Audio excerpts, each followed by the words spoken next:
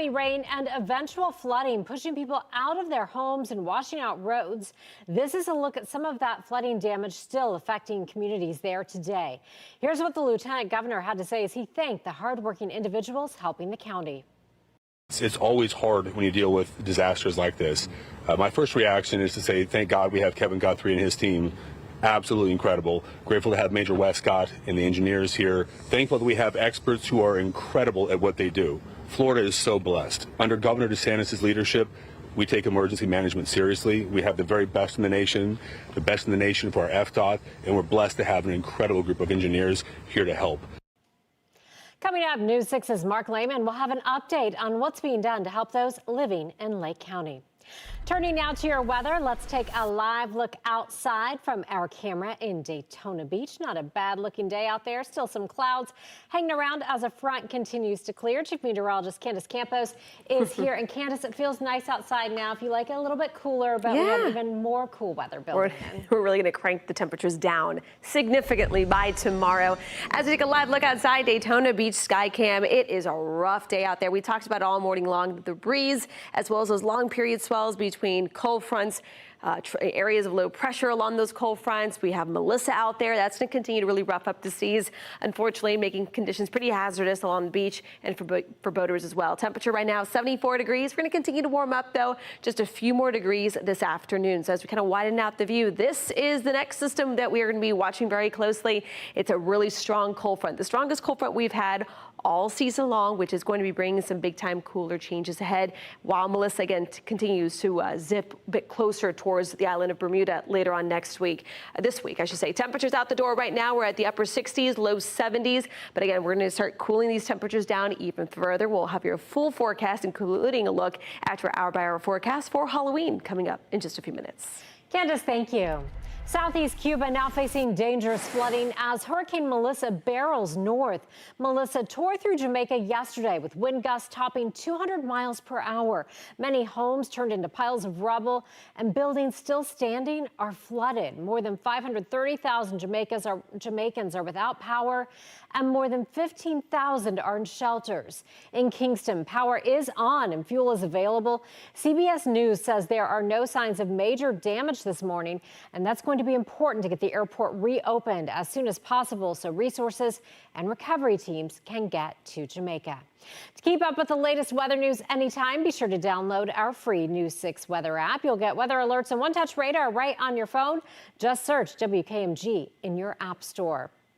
Developing right now at noon, prosecutors say Richard Ferguson allowed his underage son behind the wheel, leading to a deadly crash, killing a 50-year-old woman and her 3 grandchildren. Your Osceola County community correspondent Laverne McGee is in court today and joins us now live. And Laverne, we did hear from Ferguson today as he took the stand.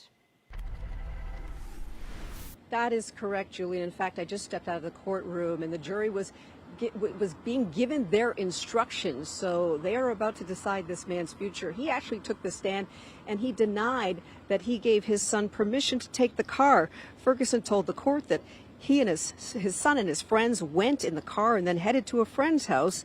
He said he had guests over and was moving the cars around in the driveway. He told his son just to back down the driveway to make room for another car, but then he realized his son had taken off.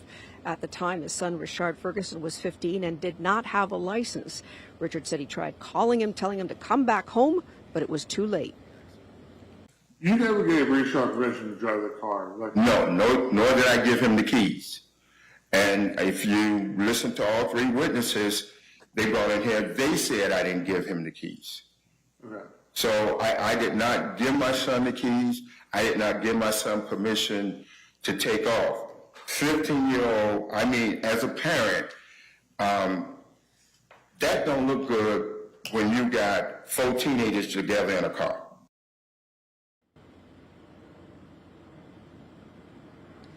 His son is currently incarcerated. He's expected to get out in 2027. Meanwhile, once again, the jury about to decide the fate of Richard Ferguson. We'll, of course, have an update for you as soon as we hear anything. Reporting live in Kissimmee, I'm your Osceola County community correspondent, Laverne McGee, News 6. Laverne, thank you. New details in a 5 decades long cold case in Sumter County. The victim now has a name and a person of interest has been named. The sheriff's office announced today Maureen L. Minor Rowan, also known as Cookie, is who they referred to as, quote, Little Miss Lake Panasoffkee. Her body was found under the Lake Panasoffkee Bridge right off I-75 in February of 1971. The sheriff's office says new testing methods helped them identify her October 1st, and they wanted to let her family know after more than 50 years. This case stands as a powerful reminder of why we never give up. To Cookie's family, Cookie has never been forgotten. The sheriff's office has named Rowan's estranged husband as a person of interest. Deputies say they're working to learn more about what led up to her death. Also in Sumter County, a student is facing charges accused of making threats against classmates. Deputies took the student into custody yesterday at Wildwood Intermediate School. He's accused of threatening to use a gun to kill a teacher and other students while in a group chat. Investigators say someone else in the chat reported it. The boy was charged with making written threats to kill. 6 million yards of sand on the Volusia County coast gone, and fixing it could cost taxpayers more than $40 million. But county leaders are now asking for the public's input on what they think about keeping Volusia County's beautiful beaches just that, beautiful. Your Volusia County community correspondent Angie Casada is letting us know what they're looking into. Last year, Volusia County set aside $42 million for 2 major sand replacement projects. Now the county is reaching out to the public, you, to help draft a plan to protect the coast long term. Back-to-back hurricanes, Ian and Nicole did a number on these beaches. Gone more than 6 million cubic yards of sand. 2 years later, Milton caused even more erosion. Now, as Volusia County prepares for what's next, it's bringing residents into the decision-making process on future beach management and storm resilience. As a result of that impact, the State Department of Environmental Protection provided Volusia County with a rather significant grant so that we can recover from our damages that we received. As part of that grant, the state is funding the county's efforts to determine a long-term beach management plan. The first meeting was Tuesday in New Smyrna Beach. Tonight at 4 o'clock, there will be another meeting at the Daytona Beach Shores Community Center, with a final meeting Thursday at the Ocean Center in Daytona Beach from 4 to 7. Public feedback will direct what gets built and where. We need our community to tell us what they want, because ultimately we want to have a plan that is not something we tell you you're going to do. We want the community to be part of the plan, and we want the vision to match the communities. The study is state funded, and final recommendations are expected next year. Meetings are planned both Wednesday and Thursday. We have the details along with a breakdown of the plans and options being discussed on clickorlando.com. I'm your Volusia County community correspondent in studio, Angie Casada, News 6. A crocodile trapped by FWC in a Brevard County neighborhood after neighbors say it killed a dog. According to them, it is not their first run-in with the animal. Coming up, the questions they're asking about why it was relocated. Here's a live look from our Mount Dora cam. You're watching News 6 at noon. We'll be right back. Introducing the new $25 million Gold Rush Multiplier Scratch-Off from the Florida Lottery.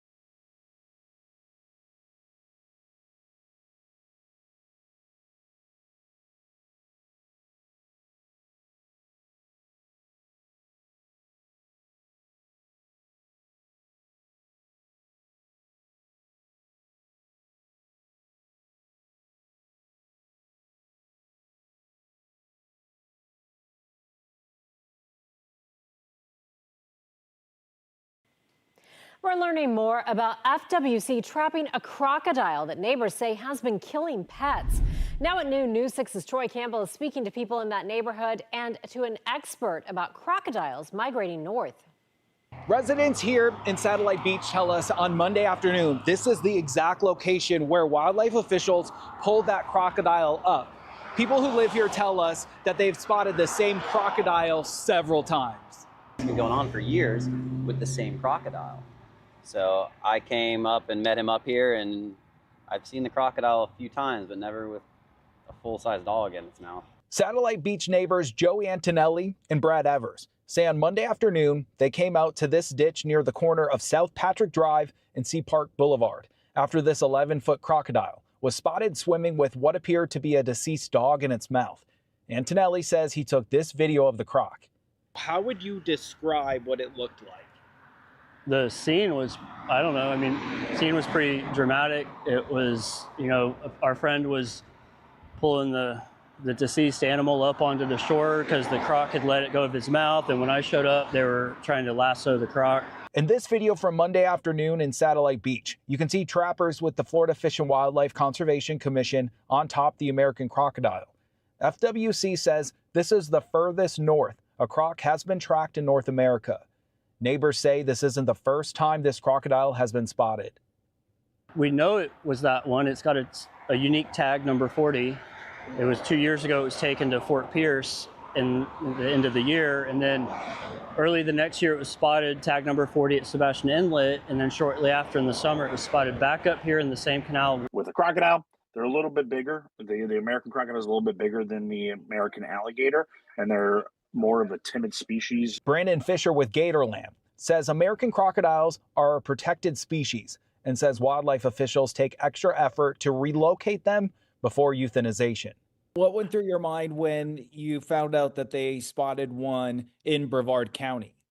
Well, honestly, Troy, it's not the only time that a crocodile has been spotted in Brevard County, and it seems to be that this crocodile in particular is the one that they've relocated a handful of times. FWC says the crocodile has now been placed in permanent captivity. Because it got a hold of that dog, now it's a bigger problem. Them releasing it and relocating it again, it's probably going to come back and search for food like that now that it's got its taste of a dog. And again, FWC says the crocodile was moved to a facility, and people who live here say they're hopeful no more pets will be harmed. In Satellite Beach, Troy Campbell, News 6. A big effort is happening to help people impacted by this weekend's historic flooding. Several groups are teaming up to distribute supplies to families in Eustis and in Mount Dora. News 6's Mark Lehman shows us how all of this is coming together and the impact on families. Out here in Eustis today, a lot of people have lined up to receive supplies in the wake of the storm that happened over the weekend. Some saying they experienced damage themselves, and others are helping friends or family who are impacted by the storm. Every one of them saying they're grateful for the support. It's a help. Every little thing a help.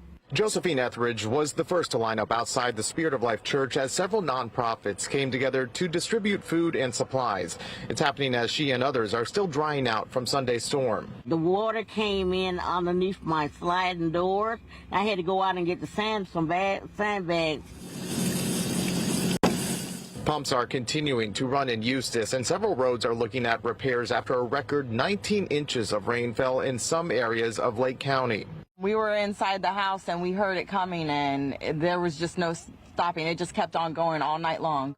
Amelia Valdiva says she's seen the damage a lot of people have suffered from the flash flooding and also sees why many need support. 2 distribution events happening in Eustis and Mount Dora today. It's part of a commitment from Lake Support and Recovery, giving homeowners help in cleaning up while the county is continuing to deal with the devastating effects from the storm. Every little bit helps. In Lake County, Mark Lehman, News 6. All that rain was out ahead of a cold front that has moved out as we take a live look at our Launch Credit Union camera out there in Port Canaveral, seeing some blue sky out there looking absolutely beautiful. Chief Meteorologist Candace Campos here, but we are still just to our south talking about a monster storm with Melissa. And Julie, that same front that brought us all the rain, the severe weather, and those flash flooding, all those flash flooding events, I should say, is the same cold front that created that buffer between Florida and Hurricane Melissa. So it's one of those things that everything kind of rolls in and everything affects another. So right now, Hurricane Melissa, as of about 12:15 this morning, sustained winds have gone down to about 100 miles per hour, still packing some incredible winds after making its second landfall early this morning as a Category 3 hurricane. Now you can see where that cold front currently sits. You can see that Melissa will continue to ride just along that front. But then our attention now turns to the next main weather system that's going to be bringing us a big dose of colder air. So very nice cooler changes in the forecast. So for tonight, we're going to keep it pretty nice. Temperatures running below average. But then as we head into tomorrow, we'll see a real significant change really in the afternoon because this front's going to come through overnight. It takes a little bit of time to get some of that cooler air settled in. Now temperatures out the door right now, we're still at 64 degrees. If you're running those errands, it is a cool day for you guys. We're at 68 in the Villages. A little warmer the further closer to the coast you get. We're at 79 in Titusville, 74 in Orlando, 75 in Lakeland. But now let's check on that hour-by-hour forecast for today.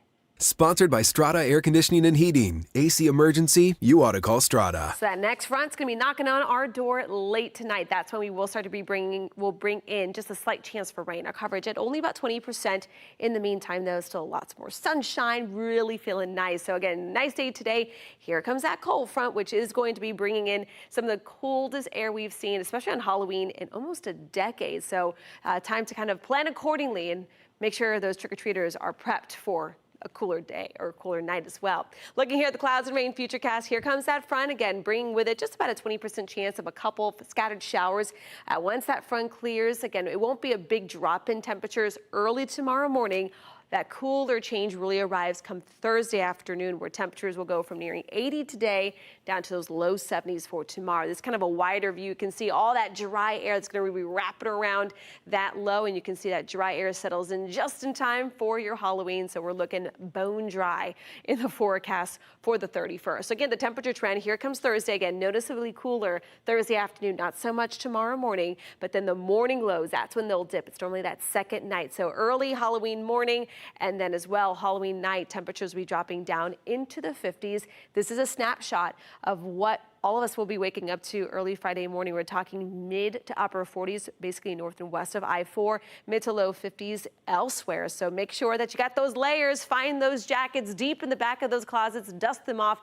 You'll be needing them. And don't forget to move that clock back 1 hour if you have an old-timey clock or your oven or microwave early Sunday morning.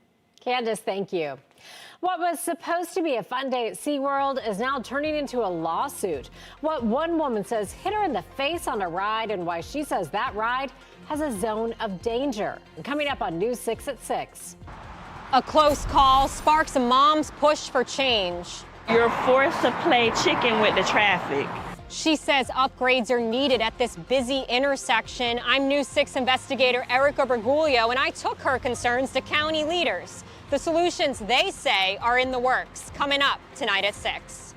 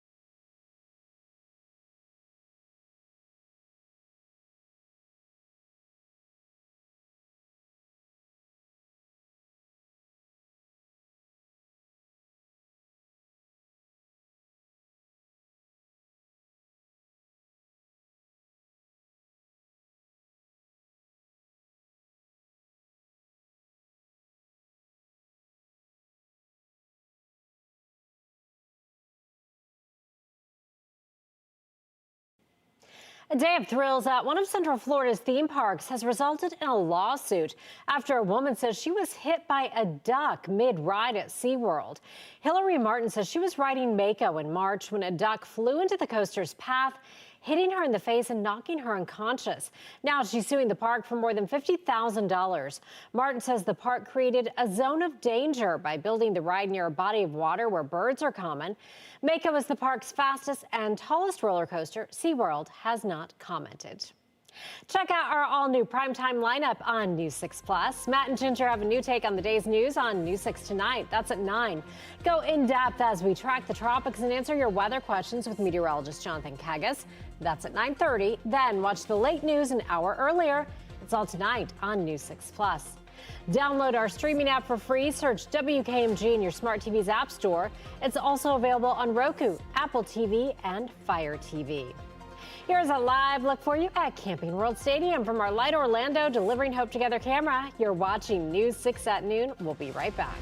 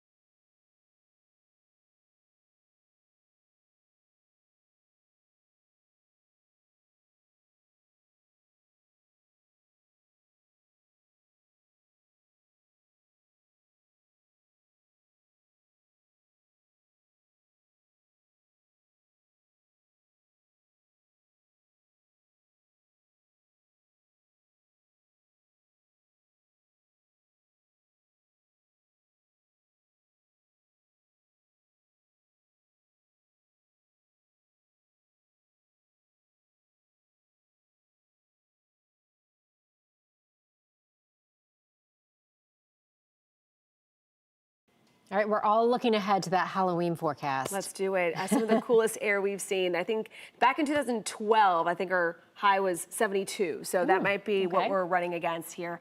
But really nice weather. Now, I don't want people to wake up in the morning with their hoodies and their earmuffs ready to go. The colder air arrives really come Friday morning. Really chilly, nice afternoon tomorrow. Highs in the low 70s, and we also get that extra hour of sleep, don't forget, before you go to bed Saturday night. That's always a good deal. Thank you, Candace. Sure. Switch over to the News 6 Plus streaming app or clickorlando.com right now to watch News 6 Extra. Our next newscast is at 4. Have a great day.